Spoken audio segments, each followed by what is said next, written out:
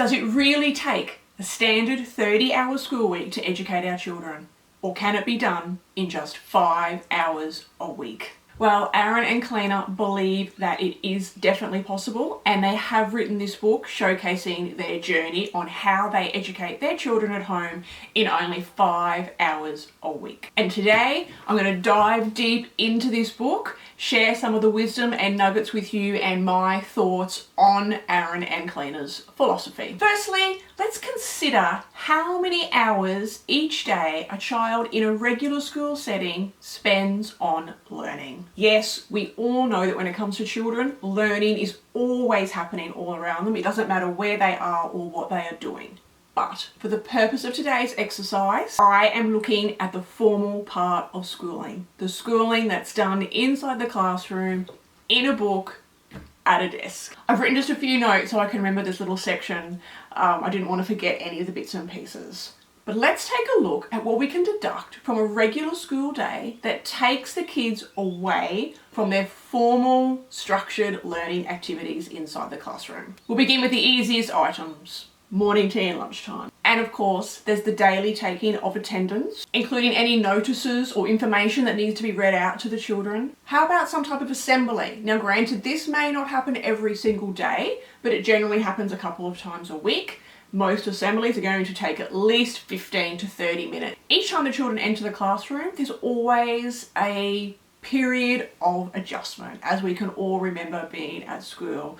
Take some time to get the kids to settle and refocus back in. So we have that first thing in the morning, after morning tea, after lunch, and after any other reasons that the children may have been outside of the classroom. So that happens quite a lot throughout your average day of settling back into a routine. Then of course there are just the regular interruptions that happen throughout the day, whether they be from inside the classroom with the children or the teacher, or from external folks coming to the classroom. So all manner of interruptions happen all throughout the day. Moving on, we can look at those external activities. So sport or PE classes, religious education classes, music classes, band practice, field trips, sports days, school camps, rehearsals for school plays, and the list here goes on and on and on. And yes, these things are all important, but again, for this exercise, what we're looking at is the items that we can take away from our formal book learning inside a classroom. So if we were to actually sit down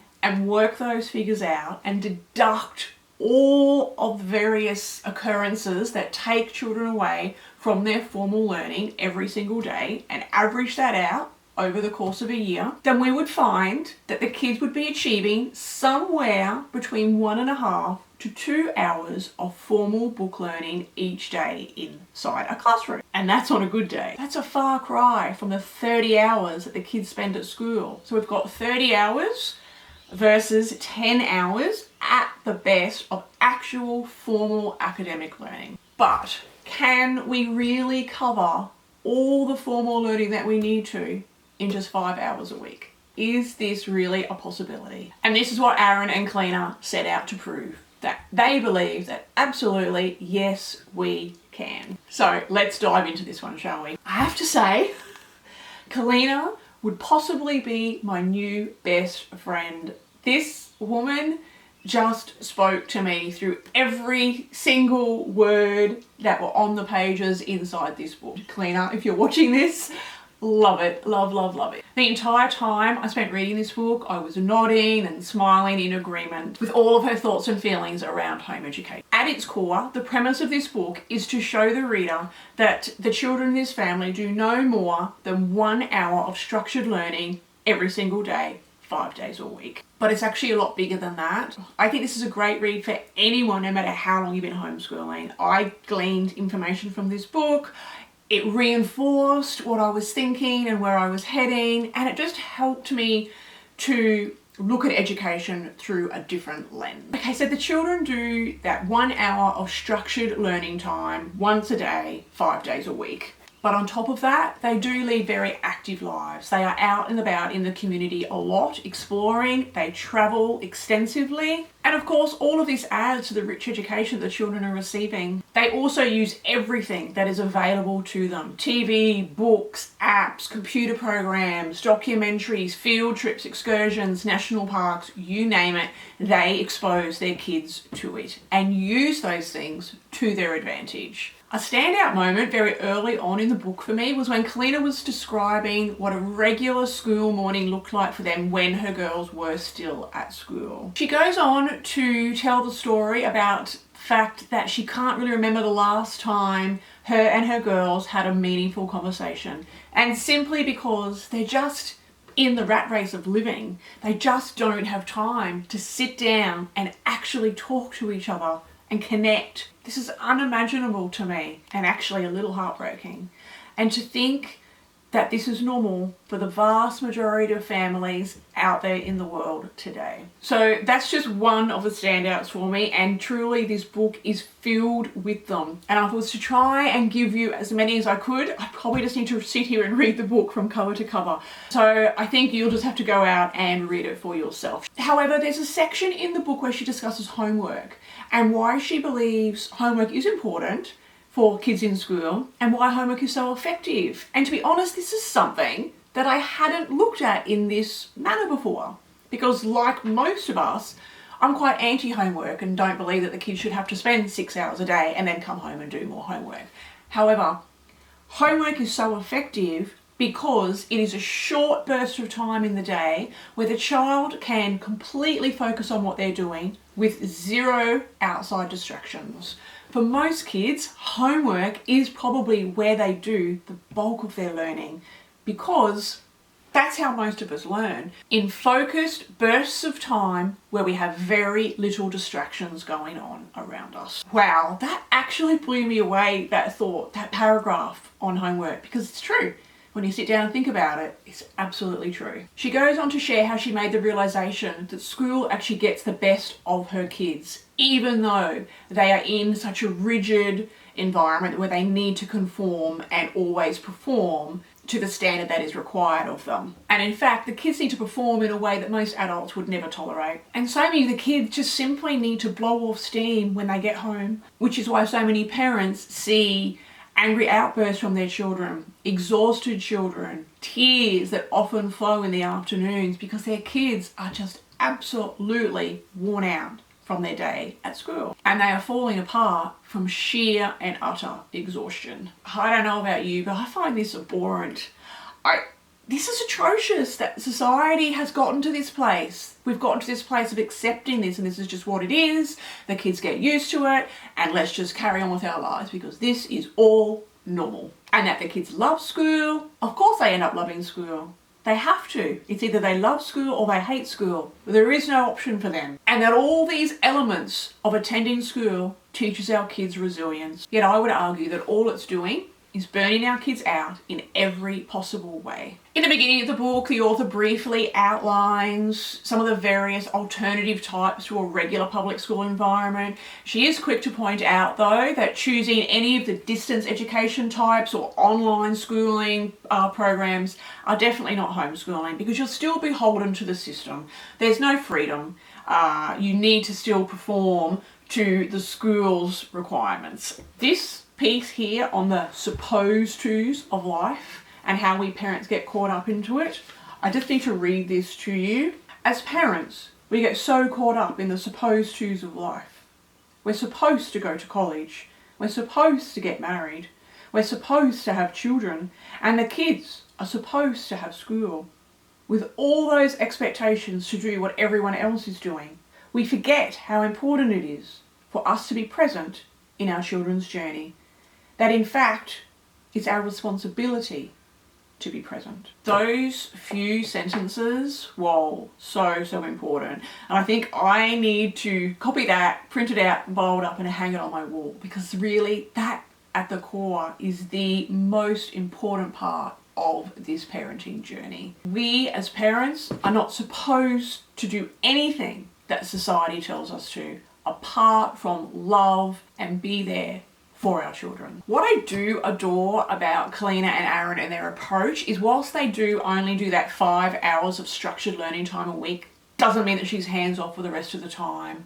She is always seeking out fun, educational learning opportunities for her children and appears to work very hard at providing that for her kids. Whether that be through seeking out local classes and extracurricular activities in her community, exploring their hometown, or travelling further afield. She's always planning the educational components around those journeys. And in relation to participating in all of those great educational activities that are out there in our community, this quote really jumped out at me.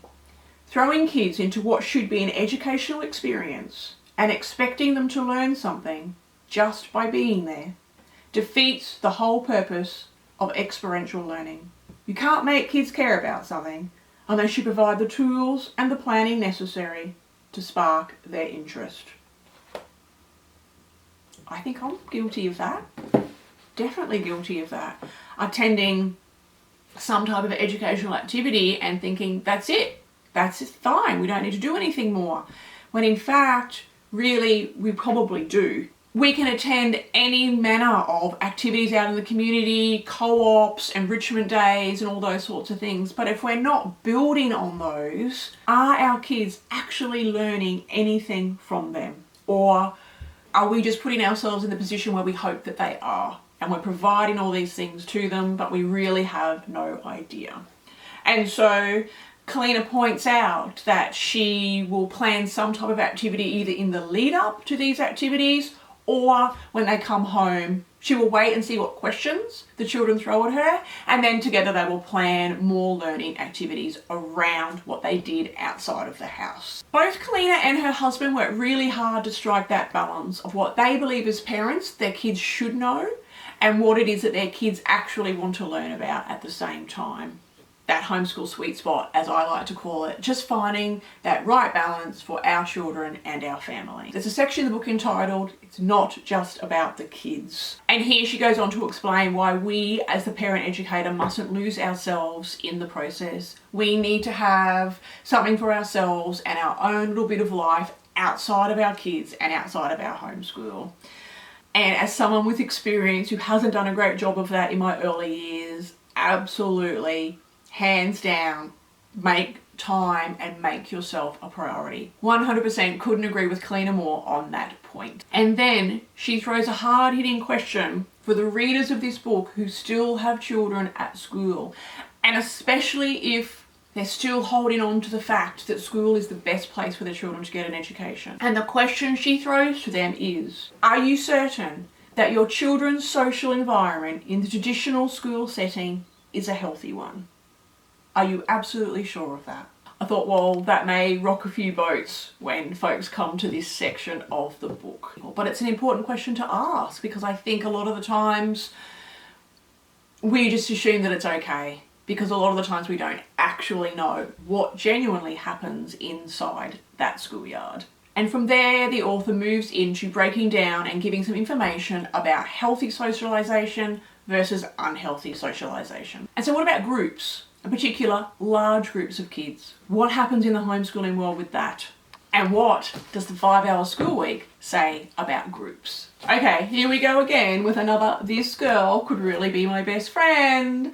Loving everything that she puts into this book, I really, really do. So she begins by pointing out that for young children, or most young children at least, it's pretty obvious that making friends for young kids is relatively easy.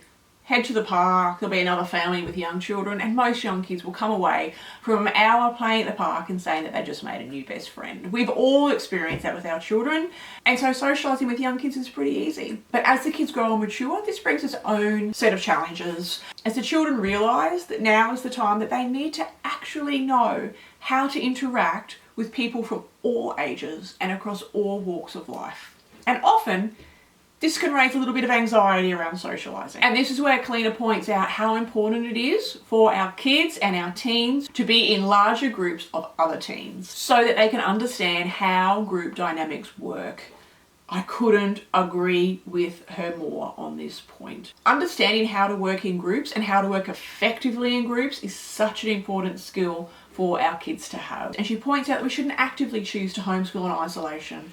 No matter how much kids love their family, no matter how well adjusted they are, and how much they adore their siblings, no teenager or older child wants to be with their siblings 24/7, 7 days a week, and never getting to experience what it's like to make friendships outside of the family circle. It is really important for their mental health and their social maturity to spend time in groups with people of all ages. There are so many nuggets of wisdom and goodness inside these pages, like this one.